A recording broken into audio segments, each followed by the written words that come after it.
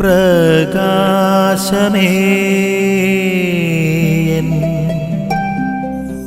മിഴി തുറക്കുക വേഗം. ആഗസ്റ്റ് 6 തിരുസഭാ മാതാവ് ഇന്ന് മിശിഹായുടെ രൂപാന്തരീകരണ തിരുനാൾ ആഘോഷിക്കുന്ന ദിവസമാണ്. നമ്മൾ ഇന്ന് വായിച്ചു കേട്ട സുവിശേഷ ഭാഗത്തിൽ യേശു രൂപാന്തരീകരണം പ്രാപിച്ചത് എപ്രകാരമാണ് എന്ന് നമ്മൾ ശ്രവിക്കുന്നുണ്ട്. ഇതൊരു മലമുകളിൽ വെച്ചാണ് നടക്കുന്നത്. പ്രിയമുള്ളവരെ, മലമുകൾ എന്ന് പറയുന്നത് ബൈബിളിൻ്റെ ഭാഷ്യത്തിൽ ദൈവമഹത്വത്തിൻ്റെ അല്ലെങ്കിൽ പ്രാർത്ഥനയുടെ സ്ഥലമാണ്.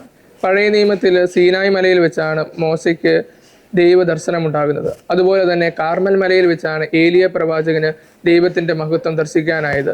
അപ്രകാരം യേശു രൂപാന്തരീകരണം പ്രാപിച്ചതും ഒരു മലമുകളിലാണ് എന്നുള്ളത് വളരെ ശ്രദ്ധേയമാണ്. നമ്മളെല്ലാവരും പ്രാർത്ഥനയുടെ മലമുകളിലോട്ട് യാത്ര ചെയ്യേണ്ടവരാണ്. ജീവിതത്തിൽ ആത്മീയ ഉയർച്ചയില്ലാതെ അല്ലെങ്കിൽ ആത്മീയ വളർച്ചയില്ലാതെ ദൈവമഹത്വം ദർശിക്കുവാനായിട്ട് നമുക്ക് സാധിക്കത്തില്ല. നമ്മുടെ ജീവിതത്തിൽ പ്രാർത്ഥനയുടെ മലമുകളുകൾ നമുക്ക് മുമ്പിൽ ധാരാളമുണ്ട്. അത് വിശുദ്ധ കുർബാനയാണ്, വിശുദ്ധ കുമ്പസാരമാണ്, മറ്റു കൂദാശകളാണ്.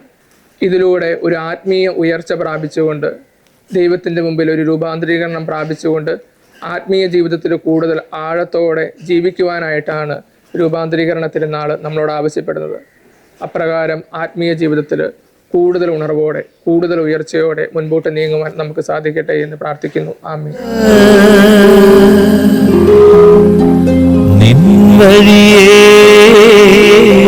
നടക്ക